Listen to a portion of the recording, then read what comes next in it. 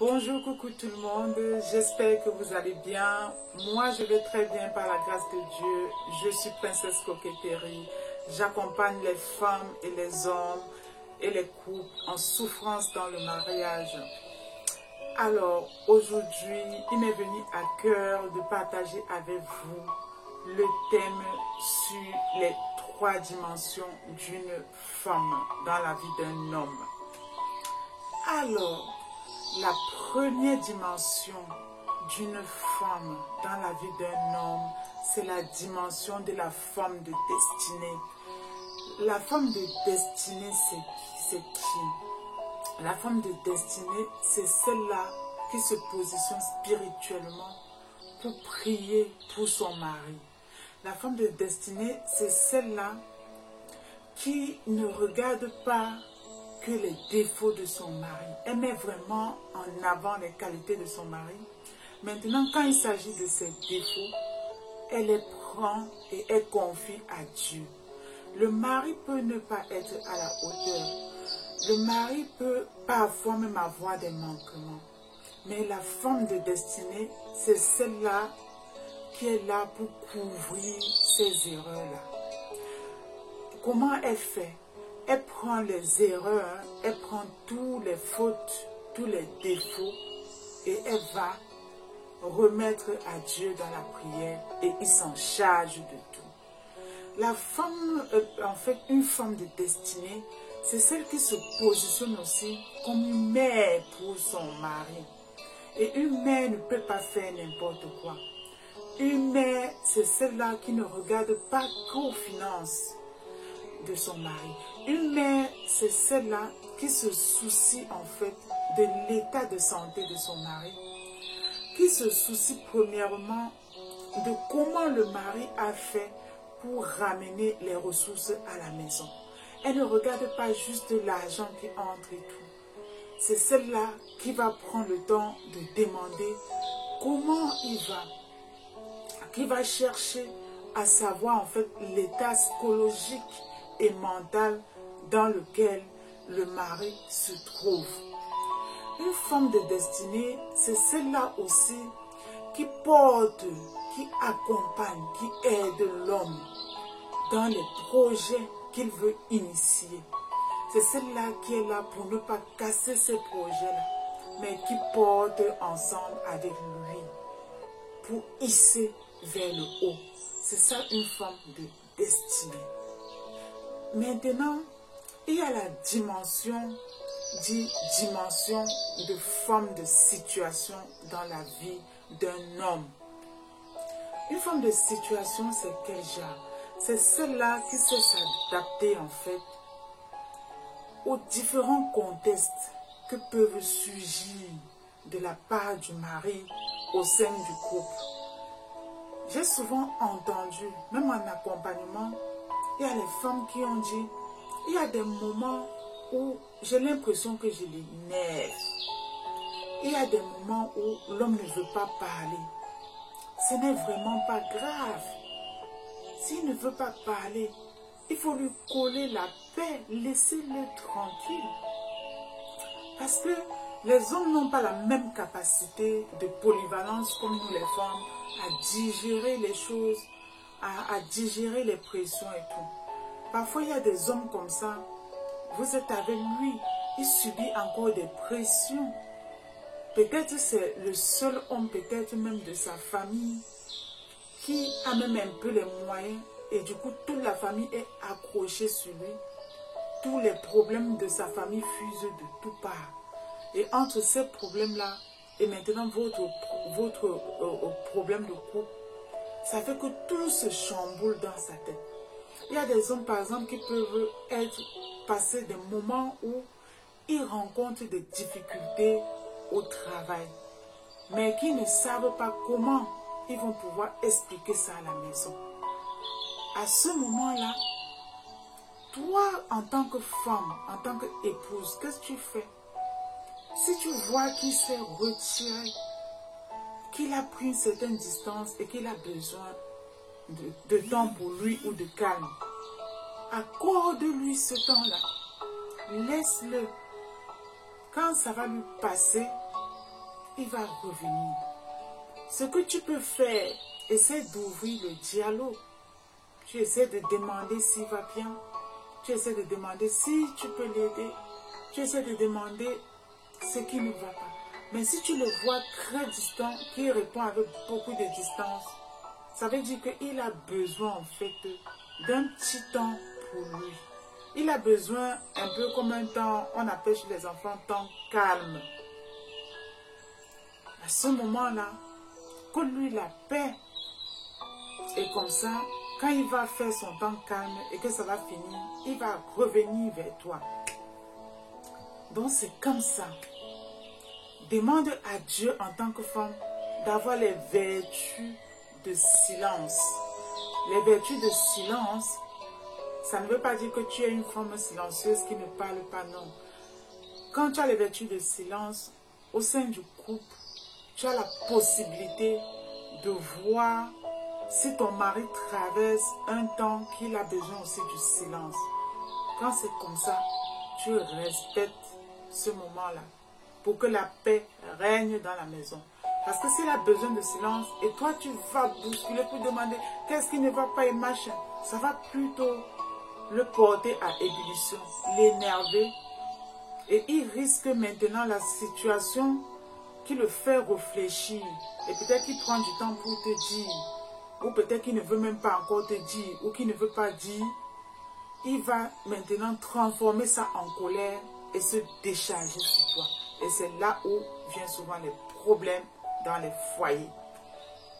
Chaque femme doit demander vraiment le vertu de silence. Chaque femme doit apprendre même à se taire. On dit la bouche, c'est dans la Bible, la bouche qui parle trop ne manque pas de péché. C'est inscrit dans la Bible. Quand tu es une femme qui ne sait pas te taire, tu ne manques pas de péché. Donc, demande les vertus du silence. Même pour toi, c'est bien. Moi-même, je m'impose souvent ce temps-là. Les vertus de silence, il y a des moments, je me retire dans ma chambre et je prends du temps pour moi. Et je dis à tout le monde, je suis dans mon temps calme, j'ai besoin du temps calme. Et quand ce temps passe même pour 30 minutes, je ressors. C'est comme ça. Voilà. Alors, il y a la troisième dimension. La troisième dimension qu'une femme doit avoir dans la vie d'un homme, c'est la dimension de cœur. La dimension de cœur, c'est quoi? La dimension de cœur chez une femme, c'est celle-là, quand une femme a ce vertu-là, cette dimension, c'est celle-là qui aime son mari. C'est celle-là qui sait s'apprêter pour son mari, pour plaire à son mari. C'est celle-là qui ne va pas traîner tout le temps avec le cabas. Imaginez, vous êtes appelé à passer toute votre vie ensemble et que vous allez traîner tout le temps en cabas. Il va en avoir marre. La vertu de cœur, c'est savoir s'apprêter. La vertu de cœur, c'est savoir vraiment se mettre bien comme la reine Esther. C'est ça. Savoir chouchouter son corps. Se faire coquette pour son mari.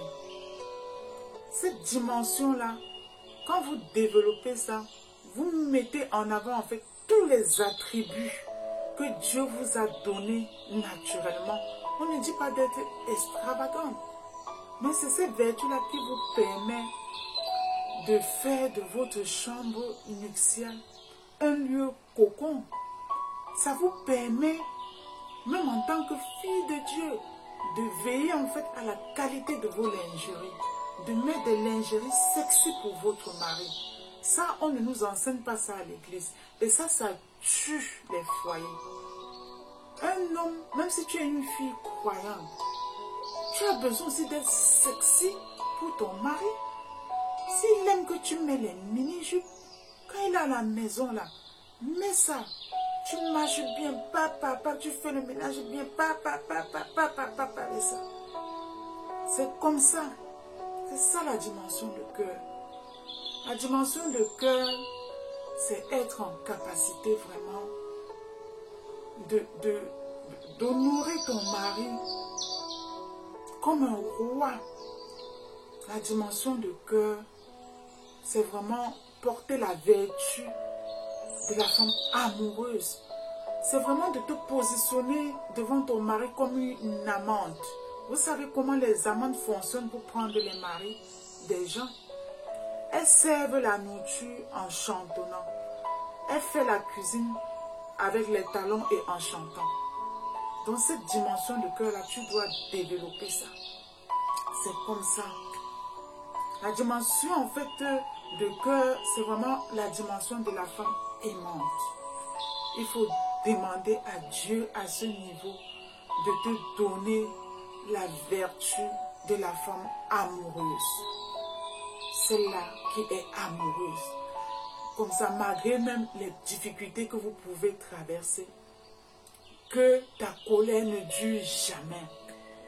S'il arrive que vous traversez les difficultés, vous vous disputez, quand tu es amoureuse, la colère en fait ne dure jamais.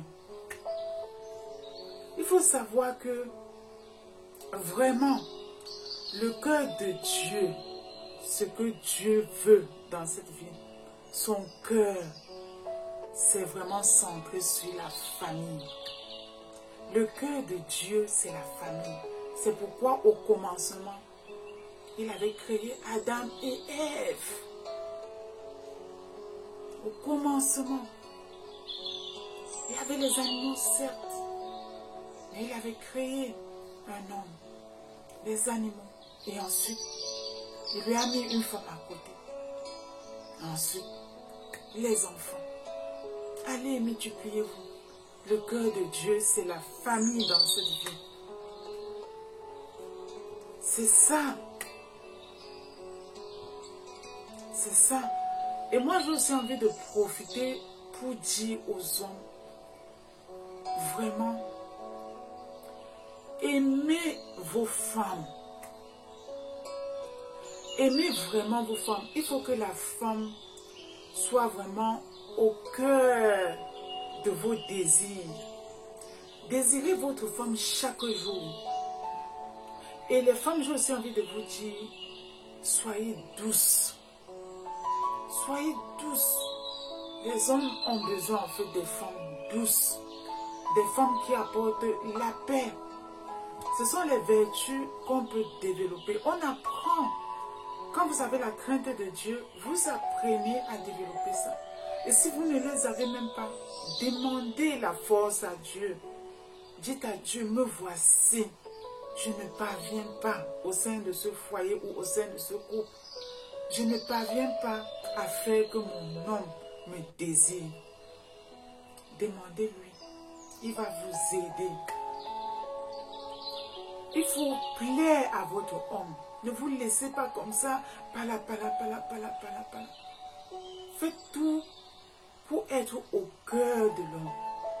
Soyez ce genre de femme-là où quand l'homme est dehors, il est pressé de rentrer. Il est pressé de venir à la maison. Parce que vous savez tenir la maison. Vous savez lui faire de bons plats. Vous savez garder la maison propre. Garder les enfants propres. Et que vous savez faire de votre maison un arbre d'amour et de paix. Et les hommes, j'ai envie de vous dire quelque chose. La majorité des filles qui sont rebelles, la majorité des femmes dans le foyer qui sont rebelles, qui sont colériques, qui sont énervées, ce sont les femmes qui manquent l'attention de leur mari. Soyez des hommes attentionnés. Vous n'avez pas pris les filles des gens pour qu'elles soient comme la télé. Soyez attentionnés.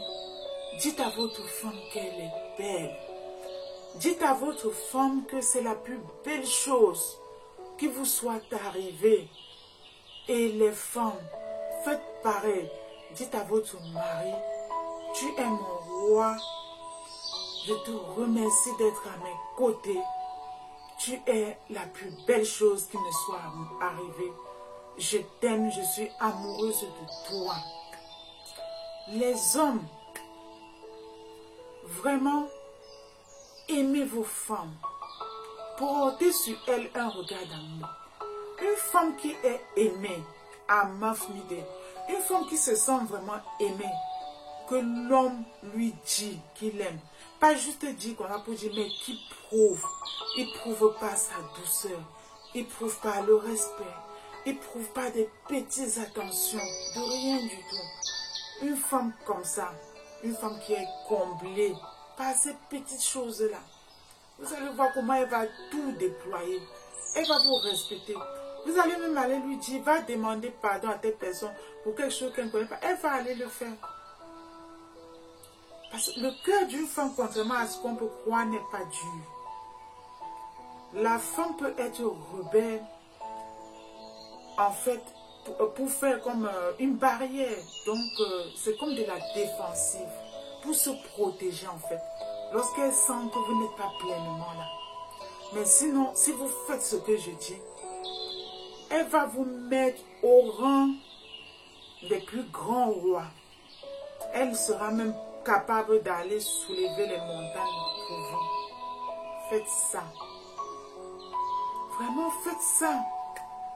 C'est vrai que dans cette vie, on est dans une société où il y a beaucoup de stress. On est challengé par le travail, par l'environnement, même par la crise sanitaire et tout. Mais ce n'est pas une excuse. Ce n'est pas une excuse. Chacun doit faire un petit effort à son niveau. C'est ça. Chacun doit vraiment aller au fond de soi, faire un petit effort pour que les choses marchent. La femme, vraiment, doit s'appuyer sur ces trois dimensions-là. Dimension de femme de destinée, dimension de femme de situation. La femme de situation, c'est qui sait s'adapter à toutes les circonstances, que le mari dit à la dernière minute, ah, il y a les amis qui arrivent. Mais tout de suite, elle trouve un repas, de quoi les servir, pour couvrir, c'est ça. Une femme de situation, c'est celle-là que parfois l'homme ne lui donne rien. Et qu'est-ce qu'elle fait? Mais elle s'assure toujours que derrière, ses beaux-parents ont reçu de quoi manger. Elle ne dit pas genre, comme ils ne me donnent pas, ils n'auront rien et ça part dans la force et ça part dans la bagarre. Et elle va négocier sa part au pied de la croix.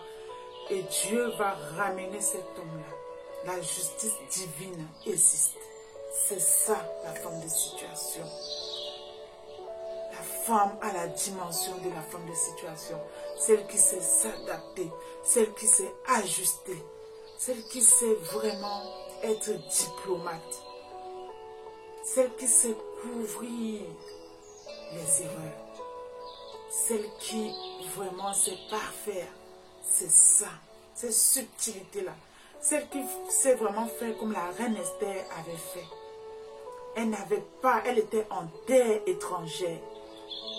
Lorsqu'elle était fiancée, elle était en terre étrangère. Si on avait su qu'elle était juive, elle ne devait jamais se marier. Mais elle a su gérer ça. Elle a su se taire, elle a su s'adapter à cette situation. S'adapter correctement. Jusqu'à se marier et devenir reine. C'est ça. Et la dimension de la femme de cœur, c'est celle-là qui est remplie d'amour. Que parfois l'homme, il est ingrat. Parfois, il ne mérite même pas. Parfois même, on peut l'attaquer en disant, c'est elle qui est en train de manger l'argent de l'homme. Alors que c'est elle qui est en train de se battre même. Pour faire tenir, porter son foyer, se battre pour investir partout, se battre pour trouver. Mais elle entend ça, elle ne dit rien. parce qu'il y a la justice divine. Elle dépose au pied de la croix. Et Dieu s'en charge. Elle verse le sang de Jésus. Et lui s'en charge de remettre chacun à sa place. Et de plus tard clarifier la vérité. Donc sur ce, je vais devoir vous laisser. Je vous dis à très bientôt. Vraiment, soyons des femmes de dimension. Aux dimensions dont j'ai parlé là. Faisons de nos foyers un arbre de paix. Et soyons vraiment des jeunes, des générations d'hommes et de femmes qui avons la crainte divine. Soyez bénis. Au revoir.